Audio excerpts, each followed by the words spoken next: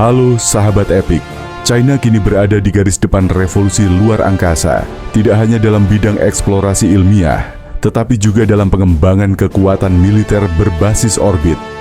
Ambisi ini bukanlah sekadar upaya mengejar ketertinggalan dari Amerika Serikat dan Rusia, melainkan strategi besar untuk membentuk ulang keseimbangan kekuatan global.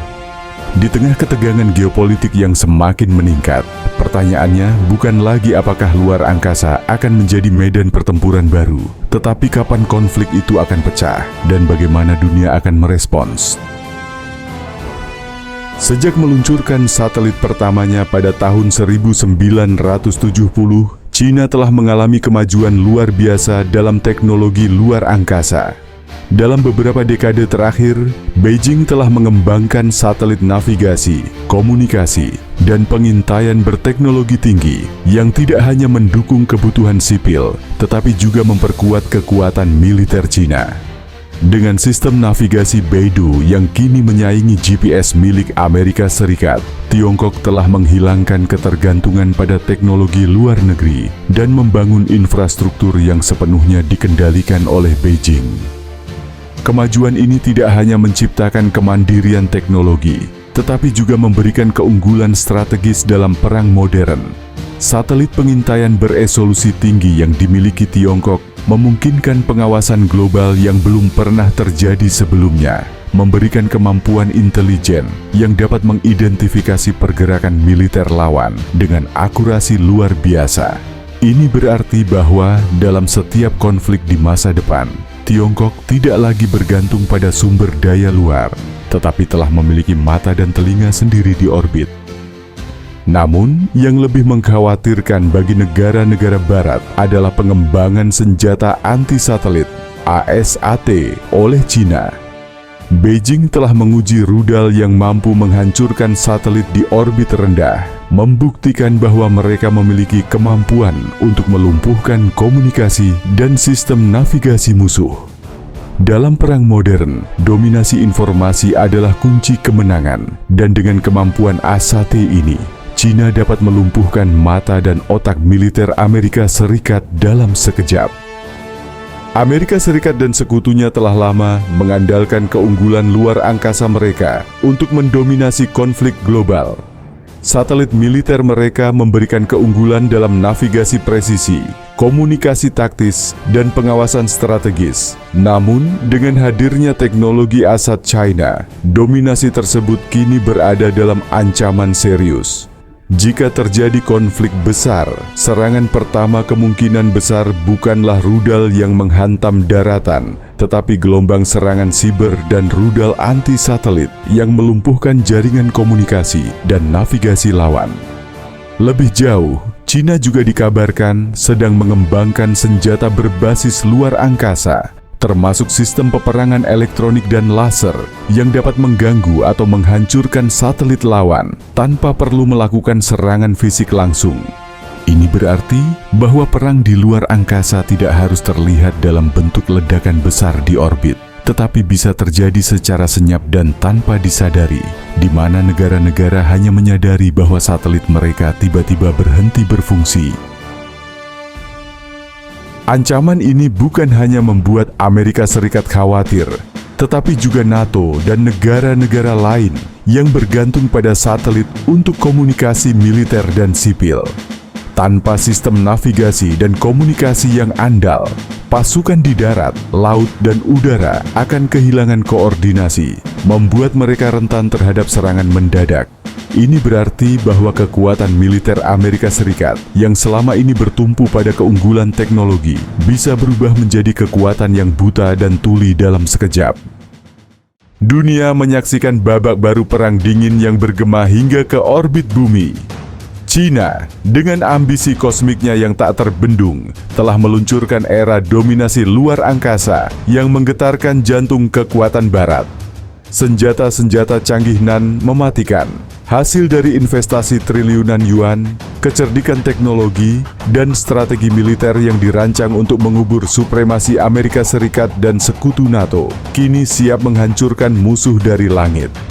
Satelit tempur berteknologi AI, laser penghancur berdaya tinggi, rudal hipersonik antariksa, hingga sistem pengintaian kuantum yang mampu melumpuhkan jaringan komunikasi global dalam hitungan detik.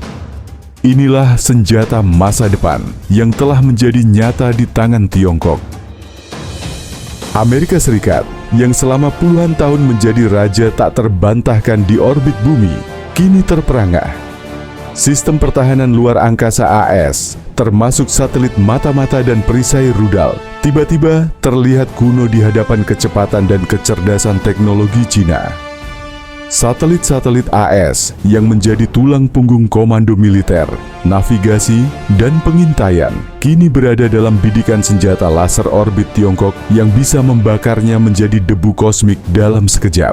Bahkan rudal hipersonik DF-ZF Cina yang mampu melesat dengan kecepatan Mach 10 sambil bermanuver tak terduga, siap menghujam ke jantung kota-kota AS sebelum sistem peringatan dini NATO sempat berkedip.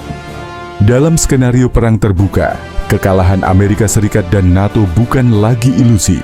Armada drone luar angkasa Tiongkok yang dikendalikan oleh kecerdasan buatan akan membanjiri orbit, melumpuhkan satelit GPS, memutus rantai logistik, dan membutakan sistem radar musuh. Sementara itu, stasiun luar angkasa Tiangong, dalam bahasa Mandarin Tiangongkong Jianjian, yang dilengkapi senjata energi terarah akan bertindak sebagai benteng tak terkalahkan, menembakkan sinar partikel yang menghancurkan misil balistik AS sebelum sempat meninggalkan atmosfer. Di darat, pasukan NATO akan terjebak dalam kegelapan, jaringan listrik padam, komunikasi hancur, dan sistem senjata otomatis mereka menjadi besi tua tak berguna. Beijing telah membuktikan bahwa mereka tidak hanya mengejar, tetapi telah melampaui ambisi AS dalam perlombaan senjata luar angkasa.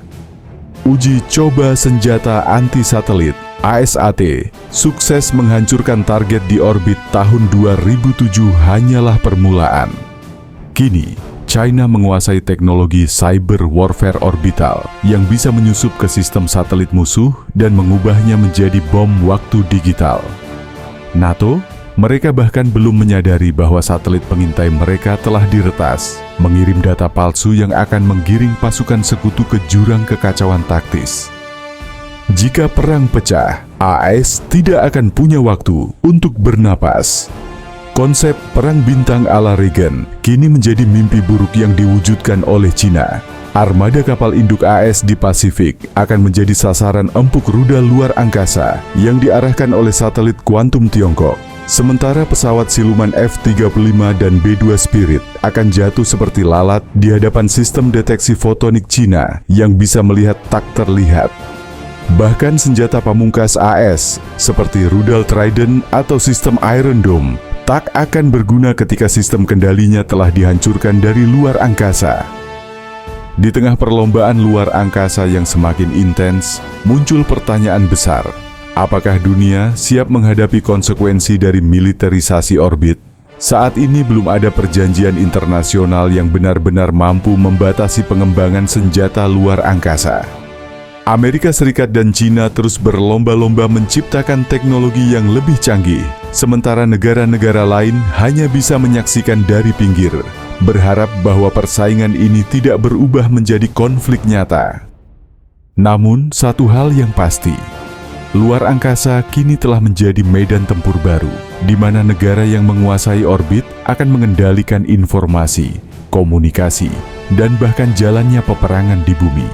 Cina telah mengambil langkah besar menuju dominasi luar angkasa, dan bagi Amerika Serikat ini adalah ancaman eksistensial yang tidak bisa diabaikan.